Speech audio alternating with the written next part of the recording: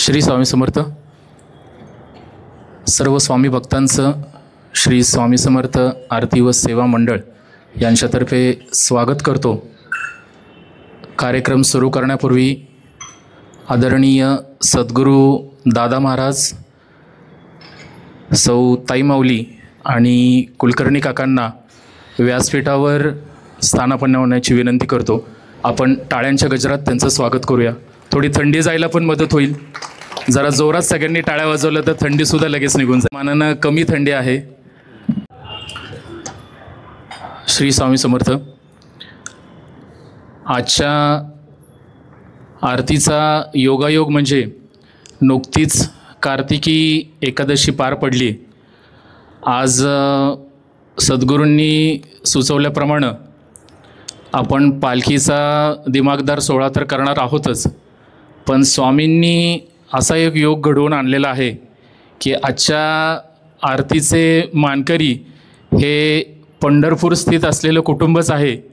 त्याच्यामुळं महाराजांनीच त्यांची आज आरती करण्याकरता निवड केली. ज्या कुटुंबानं आज आरती केली त्यांचा अल्प परिचय देतो. श्री नरेंद्र बाळासाहेब बडवे आणि सौ साक्षी नरेंद्र बडवे, राहणार कल्याणीनगर पुणे, यांचा बांधकाम व्यावसायिक आहेत. तसेच बडवे आजी या आपल्या पंढरपूर केंद्रामध्ये कार्यरत असून नेहमी आरतीला हजर असतात. तसेच दादांचं मार्गदर्शनही त्या अधूनमधून घेत असतात. त्याच याच्यातून हा योग साधून आलेला आहे असं मला वाटतं. आज महाराजांनीच त्यांची निवड केली. अशा कुटुंबातल्या श्री नरेंद्र बाळासाहेब बडवे आणि सौ साक्षी नरेंद्र बडवे यांना मी पुढे येण्याची विनंती करतो. त्यांनी स्वामींचा प्रसाद सद्गुरूंच्या हस्ते स्वीकारावा अशी मी त्यांना विनंती करतो. श्री स्वामी समर्थ महाराज की जय. बडवे कुटुंबियांपैकी विनंती आहे, आपल्याला जर कोणाला काही मनोगत व्यक्त करायचं असेल तर आपण पुढे येऊन बोलू शकता. श्री दादा महाराजांना वंदन करून, ताई माऊलींना वंदन करून आणि श्री स्वामी समर्थांचे कृपा आशीर्वाद घेऊन मी 2 शब्द बोलते. आम्ही पंढरपूरला नेहमी या केंद्राच्या मार्फत सेवेला जात असते मी, पण काही कारणास्तव 4 महिने इथं मुक्काम केला मी. माझे नातू सून सगळे मला इथे घेऊन यायची इच्छा होती. ती इच्छा माझी स्वामींनी पूर्ण केली आणि प्रत्येक गोष्टीत स्वामी आमच्या पाठीशी असतात. परीक्षा घेतात पण पूर्णता येते. एवढं माझं इच्छा बोलून दाखवली मी. स्वामी चरणी नमस्कार. धन्यवाद बडवे काकू. यापुढील गायन सेवेसाठी नीताताईंना आणि मेंदळेताईंना मी इथे पुढे पाचारण करतो. कृपया त्यांनी व्यासपीठावर येऊन आपली गायन सेवा सादर करावी. आपल्या नीताताईसुद्धा पंढरपूरच्याच आहेत. त्याच्यामुळे आज महाराजांच्या मनात अख्खं पंढरपूर इथं वसले. स्वतः विठुरायाचं महाराजांनी रूप घेतलं असं म्हटलं तरी वावगं ठरणार नाही. त्यामुळे महाराजांच्या लीला अजून इथून पुढे पालखी निघस्तोपर्यंत काय काय करतायत याचं आपण सगळ्यांनीच निरीक्षण करूया. नीताताईंना मी विनंती करतो आपण गायन सेवा सादर करावी. श्री स्वामी समर्थ.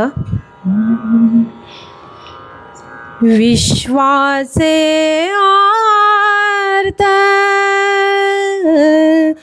माझ्या मनी प्रकाशले, विश्वाचे आर्त माझ्या मनी प्रकाशले, अवघेची झाले देह ब्रह्म, अवघेची झाले देह ब्रह्म, विश्वाचे आर्त माझ्या मनी प्रकाशले, आवडीचे वालभ माझे निकोंदाटले,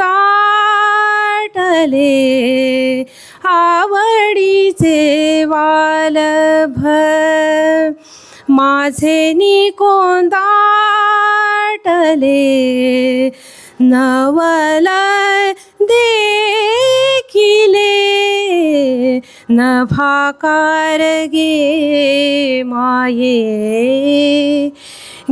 माये विश्वाचे आर्त माझ्या मनी प्रकाशले बापर कुमादेवीवरू सहज नीटू झाला बापर कुमादेवीवरू सहज नीटू झाला हृदयी नटावला ब्रह्माकारे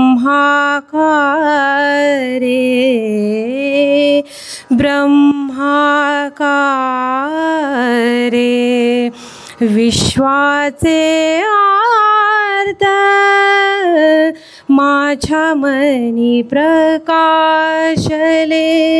अवघीची झाले देह ब्रह्म अवघीची झाले देह ब्रह्म विश्वाचे आर्त माझ्या मनी प्रकाशले.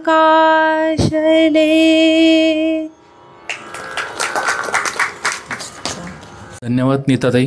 अतिशय सुंदर अशी आपण सेवा महाराजांच्या चरणी अर्पण केली.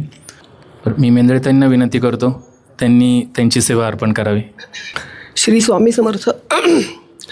केशवा माधवा तुझ्या नामात रे गोडवा तुझ्या नामात रे गोडवा केशवा माधवा तुझ्या नामात रे गोडवा तुझ्या नामात रे गोडवा तुझ्या सारखा तूच देवा तुला कुणाचा नाही हेवा वेळोवेळी भक्तांसाठी तारिसी माधवा केशवा माधवा तुझ्या नामात रे गोडवा तुझ्या नामात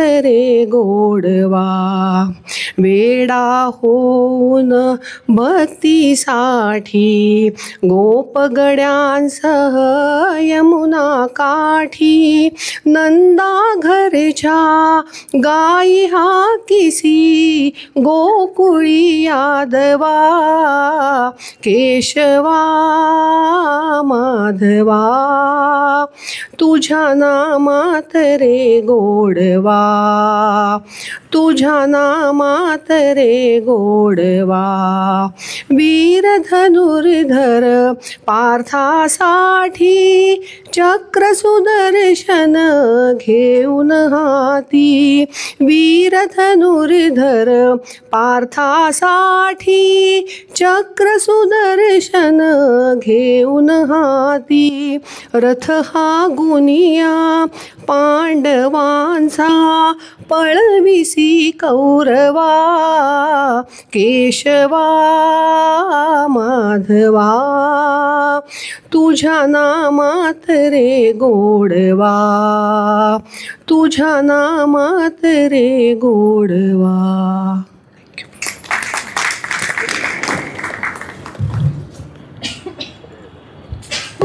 धन्यवाद ताई.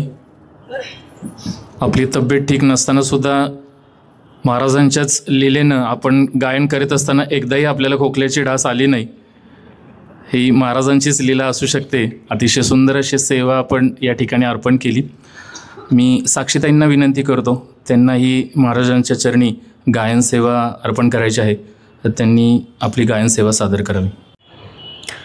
समचरण सुंदर कासेल्याला पीतांबर समचरण सुंदर कासेल्याला पीतांबर उरी वत्साचे लांछन ऐसा उभा नारायण उरी वत्साचे लांछन ऐसा उभा नारायण हाती धरी तो आयुधा हाती धरी तो आयुधा शंख चक्र पद्म गदा शंख चक्र पद्म गदा समचरण सुंदर कासेल्याला पीतांबर मुखमंडलाची शोभा कोटी सूर्य ऐसी प्रभा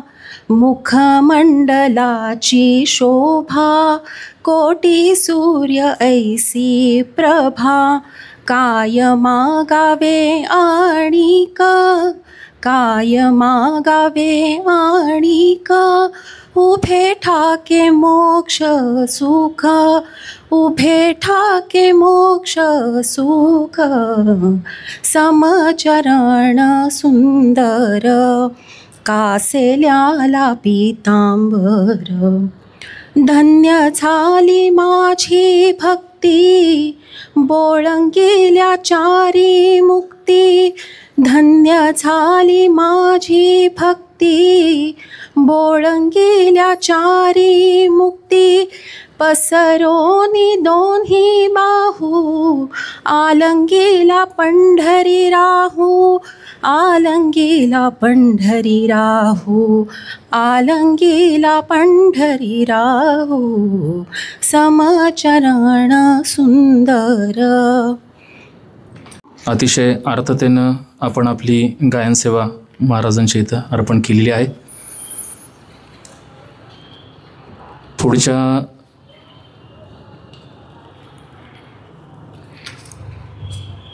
कार्यक्रमासंदर्भात बोलायचं जर झालं तर नुकतीच गुरुवर्य अण्णा महाराजांची दिनांक 14 नोव्हेंबरला जयंती होऊन गेली.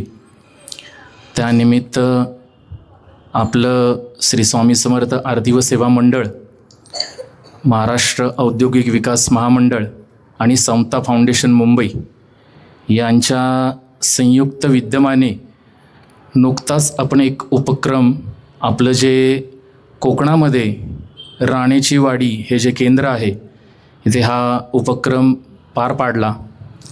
या उपक्रमाचं वैशिष्ट्य अगदी 5 मिनटात आपल्याकडे कथन करतो. आपल्या इथून साधारण 35 ते 40 सेवेकरी आम्ही या राणेची वाडी आपलं जे केंद्र आहे कोकणामध्ये तिथे जाऊन या उपक्रमामध्ये सक्रिय सहभाग घेतला. दिवसभर साधारण 50 ते 60 नेत्रशिबिर तिथं समता फाउंडेशननं आयोजित केलं होतं. रादर मला वाटतं 50 ते 60 पेशंट्सपेक्षा अधिक जास्तीत जास्त तिथे त्यांनी त्याचा उपयोग करून घेतला, मार्गदर्शन तज्ज्ञांकडनं करून घेतलं.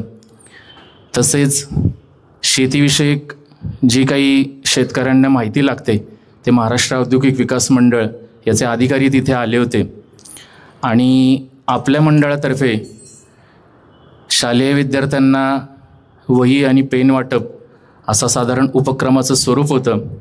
औचित्य होतं गुरुवर्य अण्णा महाराजांची जयंती.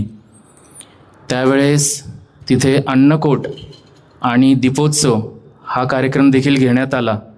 आपल्या सगळ्यांना या कार्यक्रमाचं जे रेकॉर्डिंग झालेलं आहे ते आपल्या ऑफिशियल देऊळगाथा या चॅनलवर बघायला मिळेलच.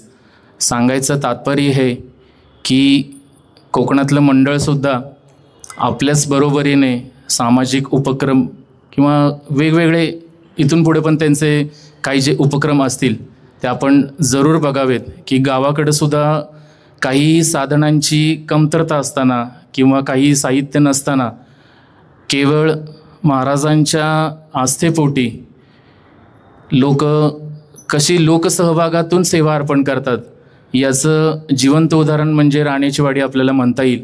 त्यांचं मंदिरसुद्धा सुंदर आहे. आपल्याला प्रबोधन तर ऐकायला मिळालंच. सद्गुरुदादांच्या प्रबोधनाबरोबर मंडळाचा आणि केंद्राचा त्यांनी विकास कसा केला आणि अनेक सामाजिक उपक्रम कसे करत आहेत याबद्दलची माहितीसुद्धा आपल्याला त्याच्यामध्ये मिळणार आहे. तर आपण जरूर देऊळगाथा या चॅनलवर राणीची वाडीला जो 14 नोव्हेंबर रोजी दीपोत्सव अन्नकूट आणि हा जो काही सामाजिक उपक्रम झाला त्याचं रेकॉर्डिंग जे आहे हे आपण जरूर पाहावं. एक थोडी वेगळी बातमी होती. मागच्या 15 दिवसापूर्वी आपले सेवेकरी श्री परेशदादा नाडगौडा यांच्या मातोश्रींचं दुःखद निधन झालं. तसेच आपले मंडळाचे ज्येष्ठ सभासद असलेले श्री वराळे साहेब यांच्या वडिलांचंही दुःखद निधन झालं. तर सगळ्यांना 2 मिनटं विनंती करेन की आपण आपल्या जागेवर उभं राहून आपण त्यांना श्रद्धांजली अर्पित करूया. कृपया 2 मिनटं सर्वांनी जागेवर उभं राहून शांतता पाळायची आहे. ओम शांती. ओम शांती. दादांना विनंती करतो आपण आपले प्रबोधन सादर करावे. श्री स्वामी समर्थ. आपण सामुदायिक जप पहिला घेऊ. इच्छित दाता सकल कार्य सिद्ध करता सकल दुःख हरता श्री स्वामी समर्थ नमो नमः स्वाहा. इच्छित दाता सकल कार्य सिद्ध करता सकल दुःख हरता श्री स्वामी समर्थ नमो नमः स्वाहा. इच्छित दाता सकल कार्य सिद्ध करता सकल दुःख हरता श्री स्वामी समर्थ नमो नमः स्वाहा. इच्छित दाता सकल कार्य सिद्ध करता सकल दुःख हरता श्री स्वामी समर्थ नमो नमः स्वाहा. इच्छित दाता सकल कार्य सिद्ध करता सकल दुःख हरता श्री स्वामी समर्थ नमो नमः स्वाहा. इच्छित दाता सकल कार्य सिद्ध करता सकल दुःख हरता श्री स्वामी समर्थ नमो नमः स्वाहा. इच्छित दाता सकल कार्य सिद्ध करता सकल दुःख हरता श्री स्वामी समर्थ नमो नमः स्वाहा. इच्छित दाता सकल कार्य सिद्ध करता सकल दुःख हरता श्री स्वामी समर्थ नमो नमः स्वाहा. इच्छित दाता सकल कार्य सिद्ध करता सकल दुःख हरता श्री स्वामी समर्थ नमो नमः स्वाहा. इच्छित दाता सकल कार्य सिद्ध करता सकल दुःख हरता श्री स्वामी समर्थ नमो नमः स्वाहा. इच्छित दाता सकल कार्य सिद्ध करता सकल दुःख हरता श्री स्वामी समर्थ नमो नमः स्वाहा. इच्छित दाता सकल कार्य सिद्ध करता सकल दुःख हरता श्री स्वामी समर्थ नमो नमः स्वाहा.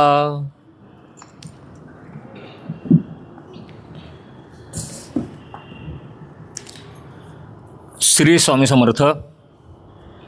आजचे आरतीचे मानकरी आणि अन्नदान महाप्रसाद या सेवेचे मानकरी पंढरपूरहून आलेले स्वामी भक्त आहे. सगळ्यांचं एकदा जोरदार स्वागत.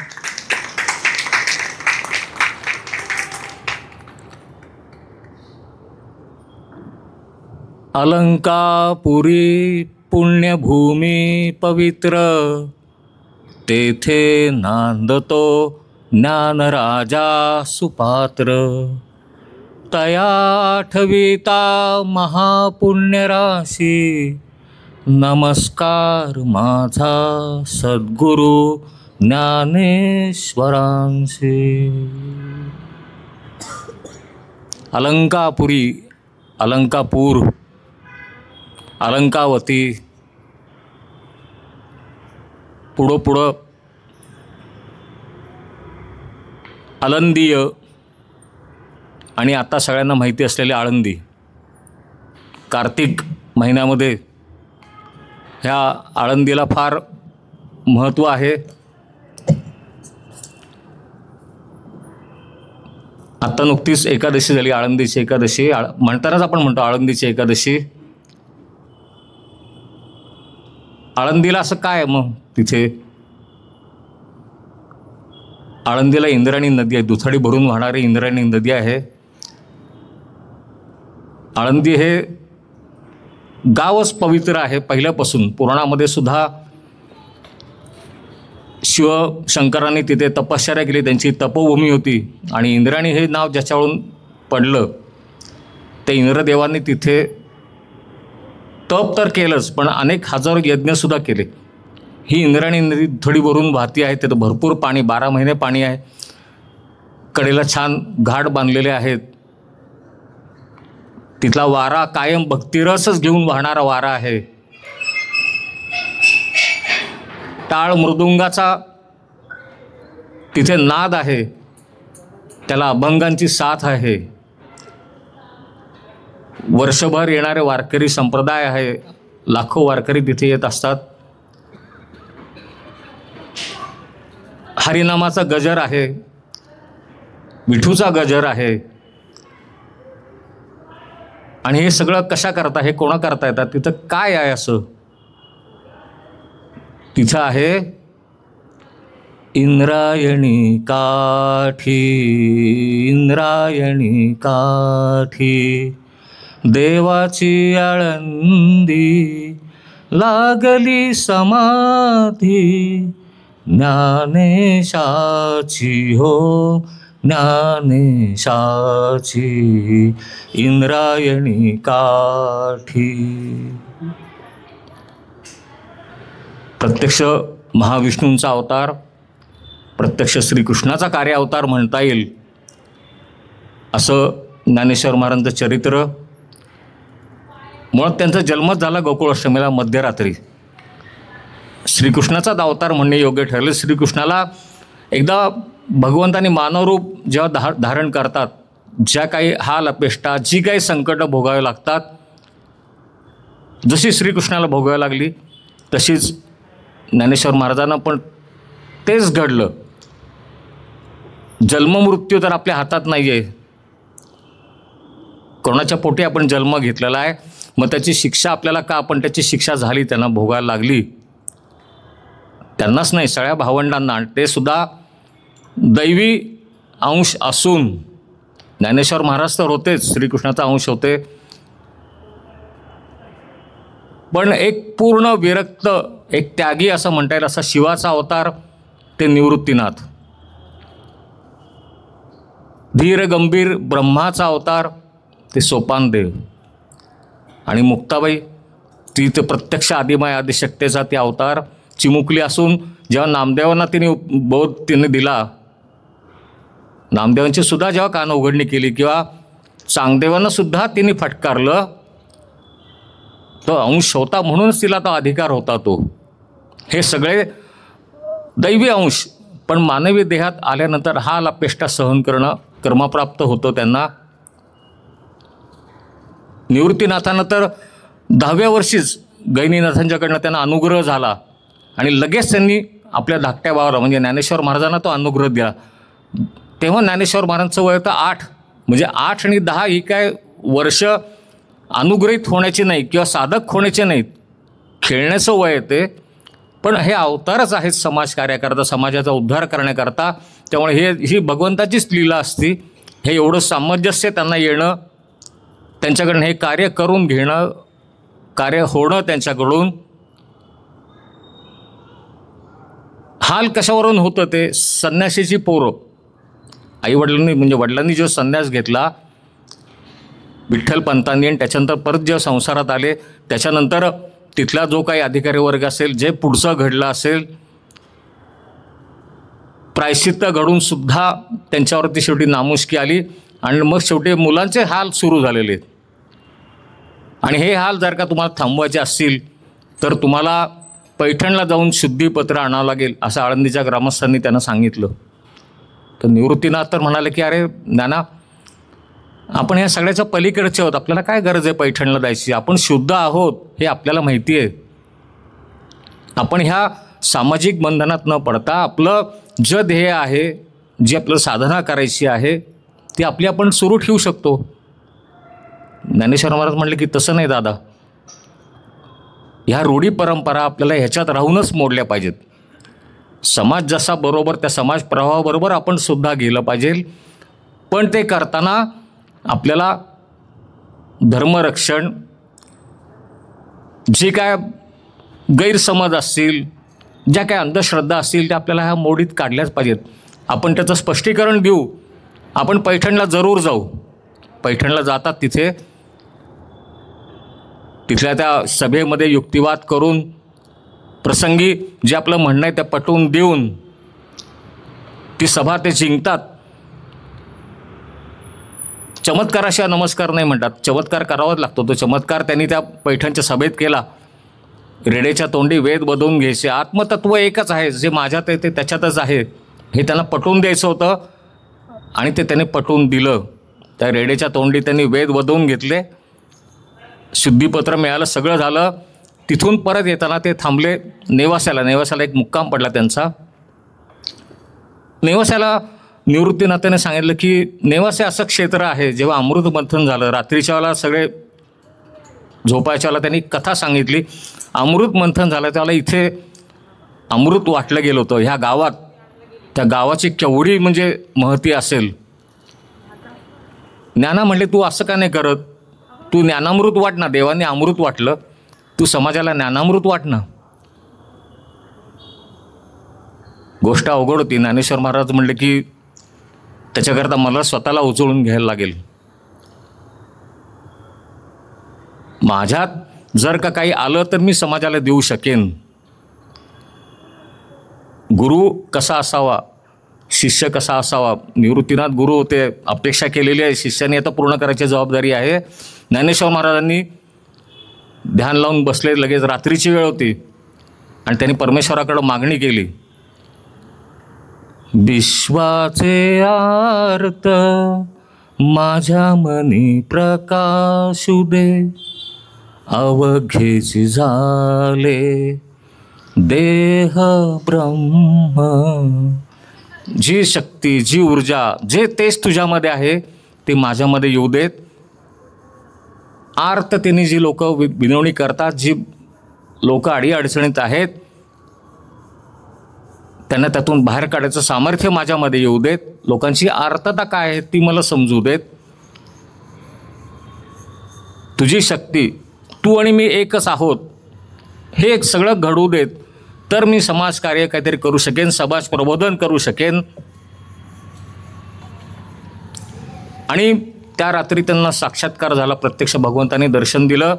त्यांचं जो मी आणि तू हा भाव होता हाच गळून पडला. प्रत्यक्ष भगवंतच त्यांच्या हृदयामध्ये स्थापन झाला, विराजमान झाला. आणि मग ते कार्य घडलं जे आपल्याला आपल्या मानवी जीवनावरती जे उपकार करणारं.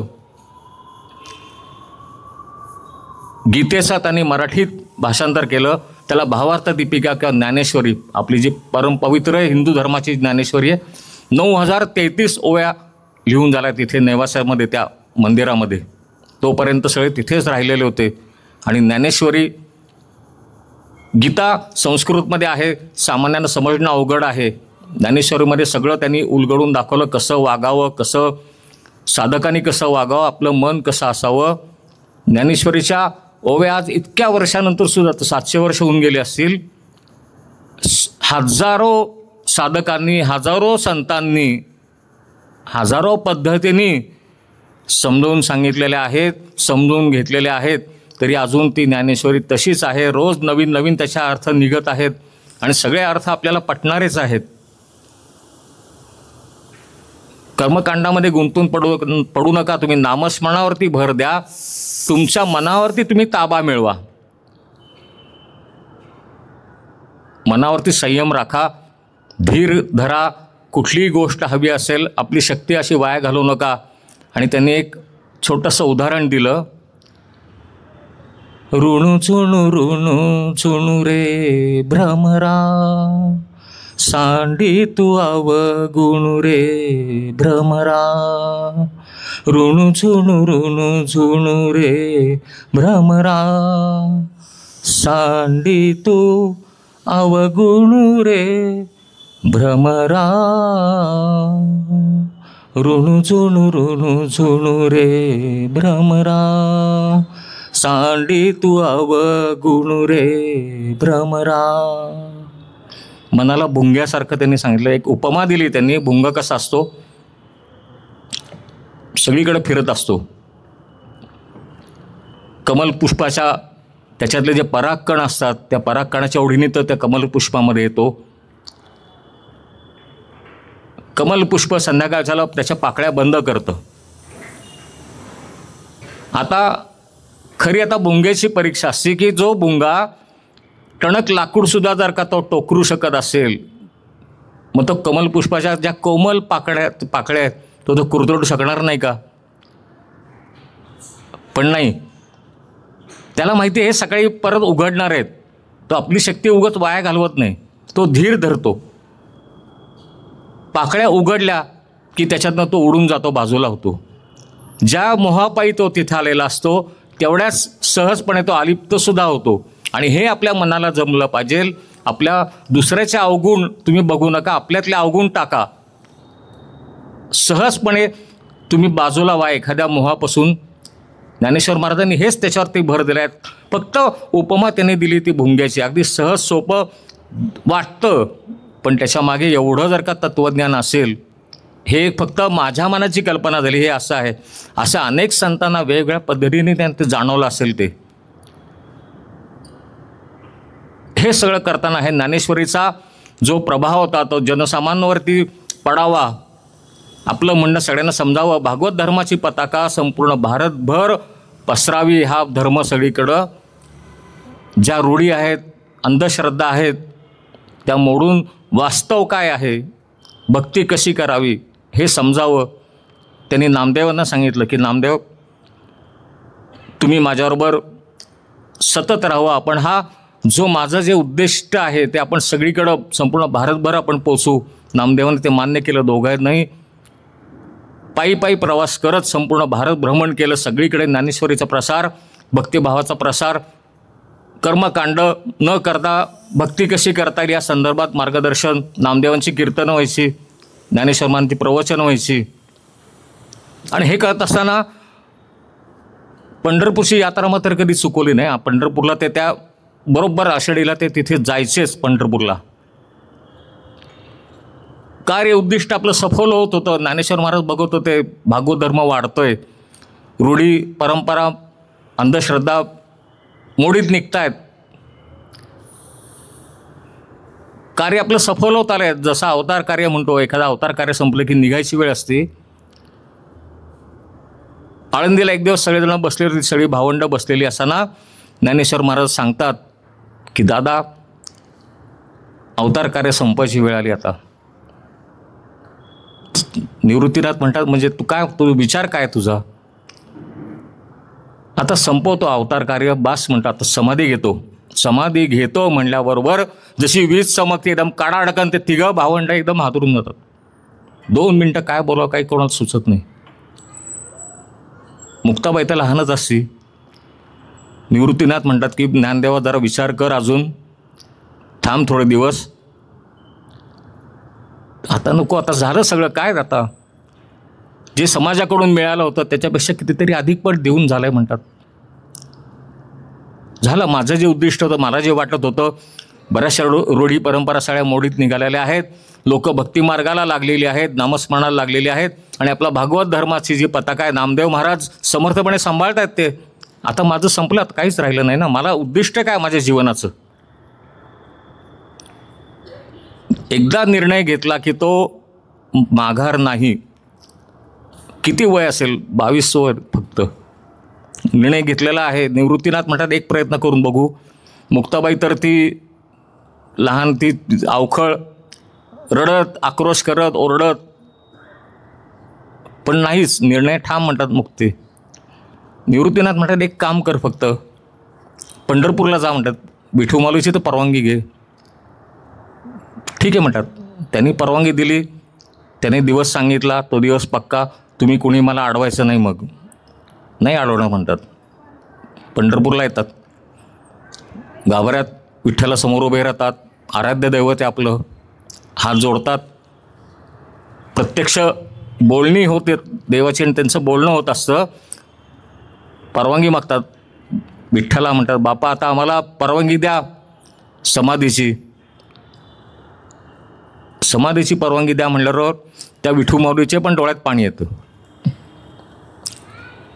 त्यांना माहिती आहे पण आता हा दैवी अवतार आहे, आपलाच अंश आहे, त्याला आपल्यातच सामावून घ्यायचं आहे. पण मन आहे ना कुठेतरी,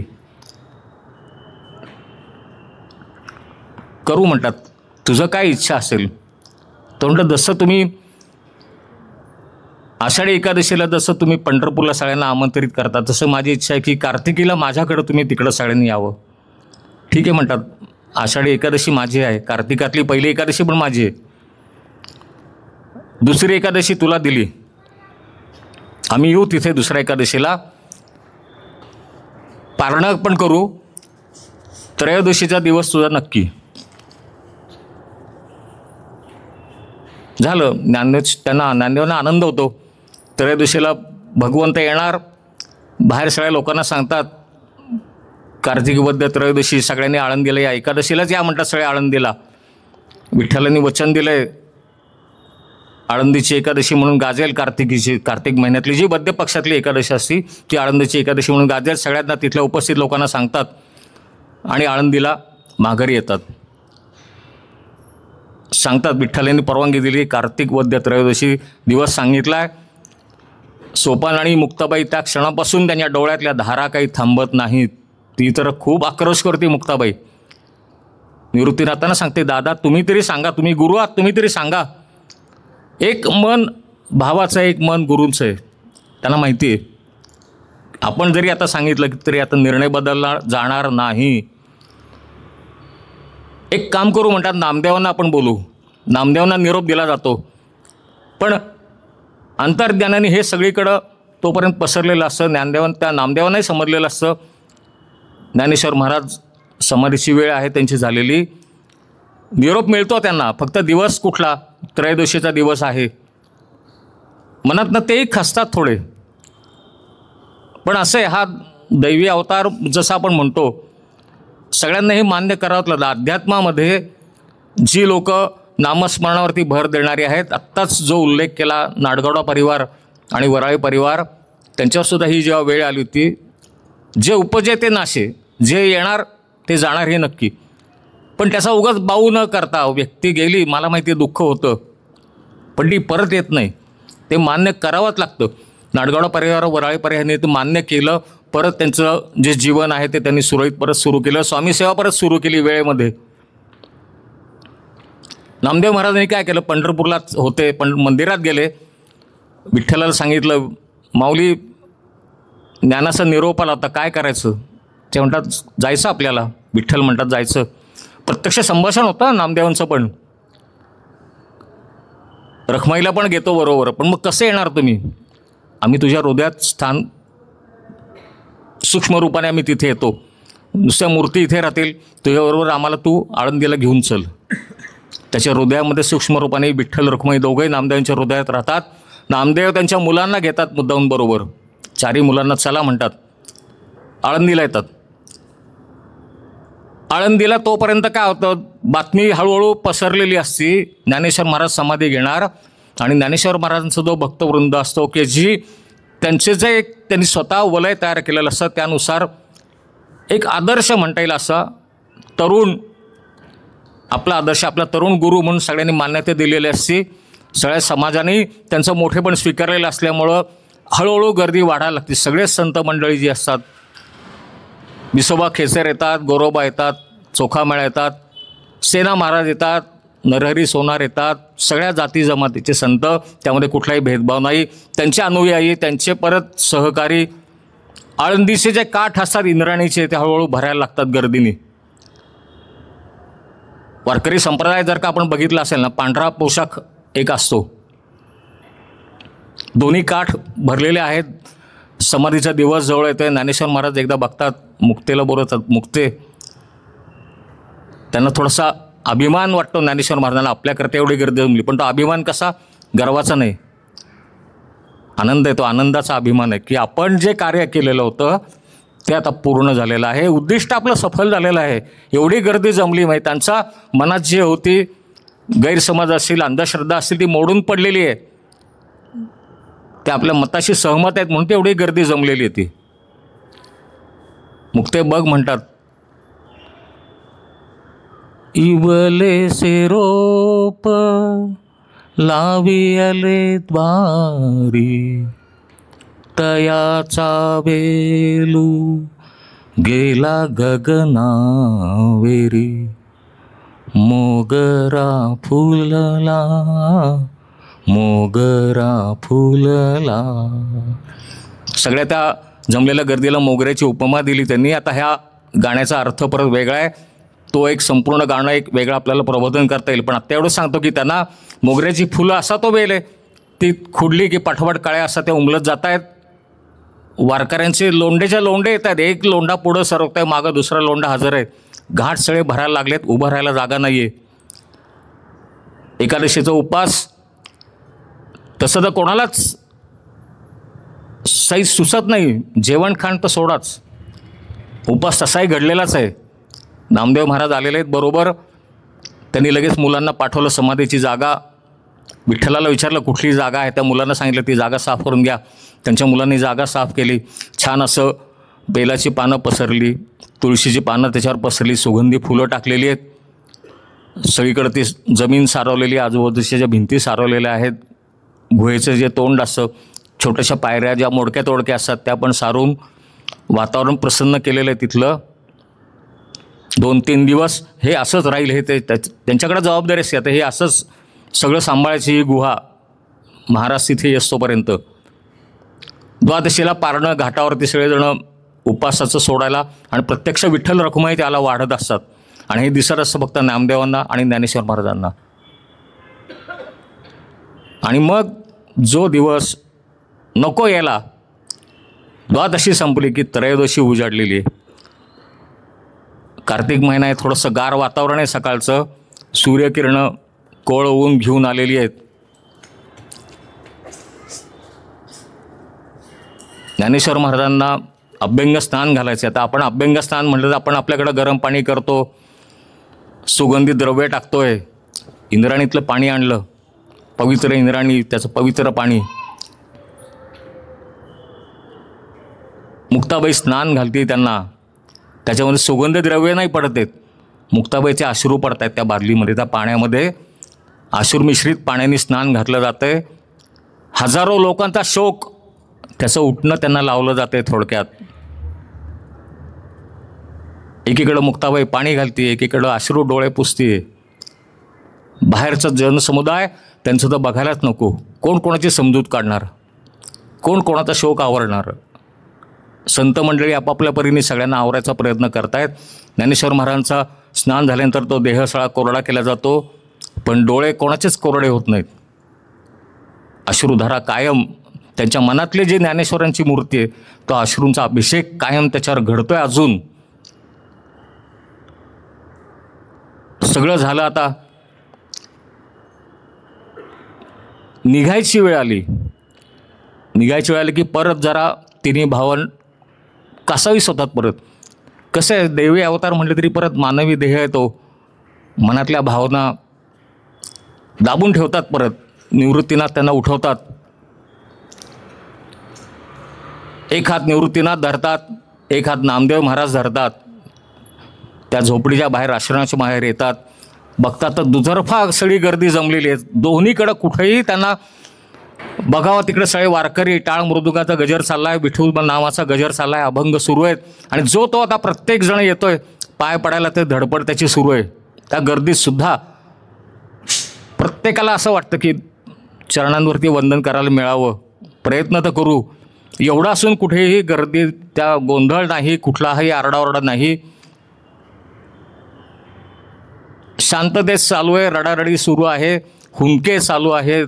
महिला वर्गांना तर काही विचारायलाच नको. त्यांचा जो शोक होता, पुरुष वर्ग तरी थोडासा दाबून ठेवू शकतो, महिला वर्ग नाही. तसेच रडत रडत येत आहेत, पायावरती लोटांगण घालतायत.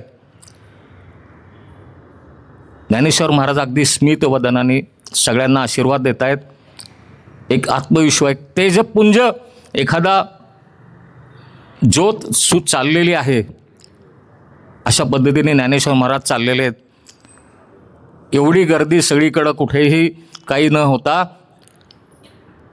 समाधी स्थानापर्यंत तिथे आलेले आहेत ते. आता एक कसं असतं, जर का कोणी व्यक्ती गेली, त्याला जेव्हा चित्यावर ठेवलं जातं, अग्नी दिला जातो, ते शेवटचं दर्शन त्याचं असतं. किंवा विद्युत दाहिनीमध्ये जेव्हा ते आत ढकलतात ते शेवटचं दर्शन. आता ज्ञान दिसणार नाही. मुक्ताबाईचा तो आक्रोश एकदम वाढतो. तो तिच्या हातामध्ये नंदादीप असतो, तो नंदादीप मग काढून घेतात. सोपानाच्या हातात चौरंग असतो, त्याच्यावर ज्ञानेश्वरी असते. आतमध्ये नेऊन ठेवले जातं सगळं, ते नंदादीप लावला जातो.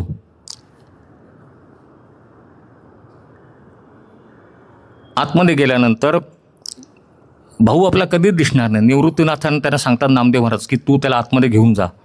परत दोन्ही हाताने त्यांचे हातात घेतात. निवृत्तीनाथांचे 2 हात, एक हात भावाचा आहे, एक हात गुरूंचा आहे. भावाच्या हाताला दुःख आहे की लहान भाऊ चालला आहे, परत दिसणार नाही आहे. पण गुरूंचा हात जो आहे तो त्याला आनंद आहे, माझा शिष्य आहे हा. अध्यात्मामध्ये सर्वोच्च शिखरावरती जे सर्वोच्च स्थान आहे तो त्या तिथे चाललेला आहे. गुहेमध्ये आणलं जातं त्यांना, तिथे त्या आसनावरती बसवलं जातं. नामदेव महाराज आतमध्ये येतात, नंदादीप प्रज्वलित करतात. ज्ञानेश्वर महाराज सांगतात की नामदेवा, ही भागवताची पताका आता तुलाच सांभाळायची म्हणतात. बोलणार काय? हो नाही बोलण्याकरता गळ्यामध्ये तो आवंडा जो आहे त्याच्या घशामध्ये तो तर गिळला गेला पाहिजे. नुसती मान हलवतात. निवृत्तीनाथ तसेच बाहेर येतात माघारी. नामदेवराव महाराज पण येतात, पायऱ्या चढून येतात. असं त्यांना वाटतं एकदा डोकावून बघावं का म्हणतात. आतमध्ये डोकावून बघतात सहज, तर त्यांना काय दिसतं. आता एक फक्त माझ्या मनातली कल्पना अशी, 2 माऊली त्यांना दिसतात. 2 माऊली. ज्ञानेश्वर महाराजांना पण माऊलीच म्हणायचे ना, विठ्ठलाला पण माऊलीच म्हणायचे. एखादी, आता एक उदाहरण असं देतो की एखादी लेकरवाळी महिला जर का आपल्या माहेरी आली, बाळ घेऊन जर का ती माहेरी आली असेल आणि तिची आई तिथं असेल, जरी बाळ झालं असेल तरी आईला काय वाटतं की अरे ही माझी मुलगी आहे, माझ्या मांडीवरती जर का डोकं टेकून ती झोपली तर मी असे तिला थोपटीन असं वाटत असतं. त्या मुलीलाही वाटत असतं जरी मला जरी बाळ झालं, मला जरी अपत्य झालं तरी मी आईच्या मांडीवर मी नक्की डोकं ठेवू शकते. एक माऊली विश्वव्यापक जननी म्हणतो, एक माऊली सगळ्या भक्तांच्या हृदयातली ती माऊली. नामदेव महाराज बघतात प्रत्यक्ष विठ्ठलाने ज्ञानेश्वर महाराजांचं डोकं त्यांच्या मांडीवर घेतलेलं आहे. हळूहळू केसातनं हात फिरवत आहेत, थोपटत आहेत. त्या क्षणाला नामदेव महाराजांच्या डोळ्यातनं जी अश्वा सुरू होतात, त्यांना पुढचं काही दिसत नाही आणि त्या आवेगात समाधीवरची शिळा बसवली जाते. ती पुढचं बघायलाच नको, आणखीन काय दिसणार आहे. त्या आवेगामध्ये ती शिळा बसवल्यानंतर बाहेर इतका आक्रोश होतो, कोण कोणाची समजूत काढताय काही कोणा नाही, सगळीकडं रडारड नुसती. पण ही सगळी संत मंडळी, उच्च कोटीचे साधक स्वतःला सावरतात. ते ह्या घटनेला तसं म्हणलं तर 700-750 वर्ष झाली. आता आज कसं होईल, आज ज्ञानेश्वर महाराजांचं काय आहे, आज हे साम्राज्य त्यांनी उभं केलेलं आहे, आज त्याचा ते उपभोग घेत आहेत. विठ्ठलांनी त्यांना सांगितलं की संजीवन समाधी तुझी असेल. संजीवन म्हणजे ज्यामध्ये जीवित्वाचा अंश अक्षय असेल अशी संजीवन समाधी. जिवंत समाधी वेगळी. जिवंत समाधीमध्ये जे शरीर असतं त्या साधकाचं ते पंचतत्वांमध्ये विलीन होतं, पण संजीवन समाधीमध्ये जीवित्व जे आहे ते तिथे कायम राहतं, अक्षय राहतं. हा विठ्ठलाने त्यांना आशीर्वाद दिलेला आहे आणि साम्राज्याचा उपभोग ते घेत आहेत. मग साम्राज्य कुठलं साम्राज्य, म्हणजे एखादी सत्तावर त्यांनी हासिल केली का कुठली, असं काही काबीज केलेलं आहे का एखादं राज्य, कोणाचं धाकदपटशा दाखवून घेतलेलं आहे का? नाही. हे साम्राज्य कुठलं आहे, भक्ती मार्गाचं साम्राज्य आहे. ते हे साम्राज्य आहे नामस्मरणाचं. हे साम्राज्य त्यांनी जे विचार मांडलेले आहेत, त्यांना जे अनुकूल झालेली लोक आहेत, त्यांच्या मनामध्ये जे होतं वारकरी संप्रदाय वाढलं पाहिजे, त्या वारकरी संप्रदायाचे साम्राज्य आहे आणि त्याची ते आत्ता ते उपभोग घेत आहेत. त्याला राणीव शब्द आहे हा. ज्ञानियांचा राजा भोगतो राणीव, ज्ञानियांचा राजा भोगतो राणीव, नाचती वैष्णव नाचती वैष्णव, मागे पुढे इंद्रायणी काठी. इंद्रायणी काठी आपला जो प्रवास आज सुरू झाला तो परत इंद्रायणी काठीच आज समाप्त होत आहे. आजच्या गुरुवारी मी इथे थांबतो. आपला पालखी सोहळा दिमागदार पद्धतीने आज परत सगळे वारकरी पोशाखामध्ये सगळे आलेले आहेत आपले सेवेकरी. तर पालखी सोहळा मार्गस्थ झाल्यानंतर महाप्रसादाची व्यवस्था केली. आज आपल्या ज्यांना शक्य असेल त्या सगळ्यांनी पालखीबरोबर यावं आणि जसा आषाढी आपण महिन्यात जी सेवा आपण केली होती पालखीची त्या पद्धतीनेच, त्या दिमागदार पद्धतीने आजचा कार्तिकीचा पण पालखी सोहळा व्हावा. आपण एकदा विठ्ठलाचाच गजर करू आणि मग आपण पालखी सेवेला प्रारंभ करू. विठ्ठल विठ्ठल जय हरी विठ्ठल, जय हरी विठ्ठल विठ्ठल, मोठा विठ्ठल विठ्ठल जय हरी विठ्ठल, जय हरी विठ्ठल विठ्ठल विठ्ठल, विठ्ठल विठ्ठल विठ्ठल विठ्ठल, विठ्ठल विठ्ठल विठ्ठल विठ्ठल, विठ्ठल विठ्ठल विठ्ठल विठ्ठल, विठ्ठल विठ्ठल विठ्ठल विठ्ठल, विठ्ठल विठ्ठल विठ्ठल विठ्ठल, विठ्ठल विठ्ठल विठ्ठल विठ्ठल, विठ्ठल विठ्ठल विठ्ठल विठ्ठल, विठ्ठल विठ्ठल विठ्ठल. पुंडलिक वरदा हरी विठ्ठल, श्री ज्ञानदेव तुकाराम, पंढरीनाथ महाराज की जय, गोपाल कृष्ण महाराज की जय. जय जय श्री स्वामी समर्थ, जय जय श्री स्वामी समर्थ, जय जय श्री स्वामी समर्थ. श्री स्वामी समर्थ अण्णा महाराज की जय.